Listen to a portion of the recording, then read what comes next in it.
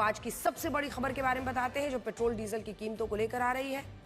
केंद्र सरकार के सूत्रों के मुताबिक बहुत जल्द पेट्रोल डीजल की कीमतें प्रति लीटर 4 से 5 रुपए तक बढ़ाई जा सकती हैं। अगर ऐसा होता है तो दिल्ली में 1 लीटर पेट्रोल 94 रुपए 77 पैसे से सीधा बढ़कर 98 रुपए 77 पैसे तक पहुंच सकता है। मुंबई में 103 रुपए 54 पैसे से 107 रुपए 54 पैसे, चेन्नई में 100 रुपए 84 पैसे से 104 रुपए 84 पैसे, कोलकाता में 1 लीटर पेट्रोल की कीमत 105 रुपए 45 पैसे से बढ़कर 109 रुपए 45 पैसे हो सकती है। पूरा स्क्रीन आपके सामने है। अभी ये कीमतें बढ़ी नहीं है, लेकिन सूत्रों का ये दावा है, तो हमें इंतजार करना होगा कि सूत्रों का ये दावा है कि ईरान युद्ध की वजह से बहुत जल्द लगातार जो दबाव बन रहा है, जिस घाटे का सामना हमारी पेट्रोल एजेंसी कंपनियां कर रही हैं, उसकी भरपाई की जा सकती है और ये कीमतें बढ़ाई जा सकती हैं। पेट्रोल के अलावा डीजल की कीमतें भी प्रति लीटर 4 से 5 रुपए बढ़ सकती हैं। इसी के साथ एलपीजी सिलेंडर के दाम बढ़ाए जा सकते हैं। अभी घरों में इस्तेमाल होने वाला 14 किलोग्राम का एक रसोई गैस सिलेंडर 913 रुपए का है, जो 40 से 50 रुपए महंगा होकर 963 से 973 रुपए का हो सकता है।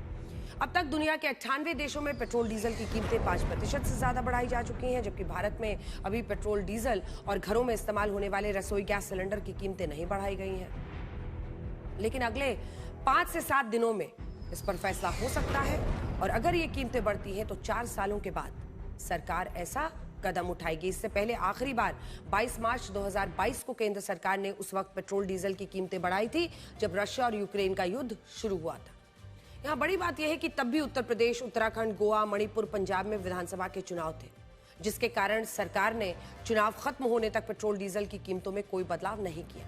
लेकिन इसके बाद सरकार ने चुनाव खत्म होते ही 22 मार्च से 10 अप्रैल के बीच 10 रुपए प्रति लीटर पेट्रोल डीजल की कीमतें बढ़ाई थी। और इस बार भी 5 राज्यों में विधानसभा चुनाव खत्म होने के बाद अगले 5 से 7 दिनों में सरकार पेट्रोल डीजल की कीमतें बढ़ा सकती है। यहाँ बहुत सारे लोगों के मन में ये सवाल है कि जब सरकार ने युद्ध के दौरान इन कीमतों को नहीं बढ़ाया तो अब वो ऐसा क्यों कर रही हैं? उसका बड़ा कारण ये है कि अंतर्राष्ट्रीय बाजार में कच्चे तेल की कीमतें सबसे ऊंचे स्तर पर पहुंच गई हैं और अब पहुंची हैं। जब युद्ध चल रहा था तो प्रति बैरल कच्चे तेल की कीमत $120 तक नहीं गए थे। 1-2 बार वो गए थे, लेकिन फिर खुद ही करेक्शन हो जाता था और अब 4 सालों के बाद ये सबसे उचले स्तर पर है। ब्रेंट क्रूड इंडेक्स में 1 बैरल कच्चे तेल की कीमतें $108 पर इस वक्त है, जबकि WTI क्रूड में यही कीमतें $101 हो गई हैं। कीमतें आज कम हुई हैं, वरना एक दिन पहले यही कीमत $120 तक पहुंच गई थी। और ऐसा इसलिए हो रहा है क्योंकि बाजार को लगता है कि अब बहुत जल्द अमेरिका ईरान पर फिर से हमला हो सकता है। बीते दिन आपने देखा होगा कि जिस तरह का रुख अमेरिका का दिख रहा था, उसकी वजह से बाजार भी धड़ाम गिरा था। एक और कारण यह है कि ईरान स्ट्रेट ऑफ हॉर्मुज को खोलने के लिए तैयार नहीं है, जिसके कारण कच्चे तेल की कीमतें लगातार बढ़ती हुई दिखाई दे रही हैं। इससे पहले तेल कंपनीज ने कमर्शियल गैस सिलेंडर की कीमतों में भी अब तक की सबसे ज्यादा बढ़ोतरी की। दिल्ली में कमर्शियल गैस सिलेंडर 2078 रुपए 50 पैसे, वो 994 रुपए महंगा होकर 3071 रुपए 50 पैसे हुआ। ये कीमतें भी तब बढ़ाई गई जब पहले से ही कमर्शियल गैस सिलेंडर की आपूर्ति को सीमित कर दिया गया था। जो होटल वाले हैं, रेस्टोरेंट वाले हैं, कमर्शियल इस्तेमाल वाले हैं, उनको काफी दिक्कत हो रही है। उनके लिए बड़ी कीमतें परेशानी का सबब है। इसके अलावा जो 5 किलो वाला छोटा एलपीजी सिलेंडर होता है, वो भी 261 रुपए महंगा हो गया है। ये वही सिलेंडर है जो प्रवासी मजदूरों द्वारा सबसे ज्यादा इस्तेमाल होता है, जो अब दिल्ली में भी इस 5 किलो वाले छोटे सिलेंडर की कीमत 813 रुपए 50 पैसे पहुंच गई है। इसके अलावा जैसा कि हमने आपको बताया, सरकार घरों में इस्तेमाल होने वाले रसोई गैस सिलेंडर की कीमतें 40 से 50 रुपए बढ़ाने के बारे में सोच रही है।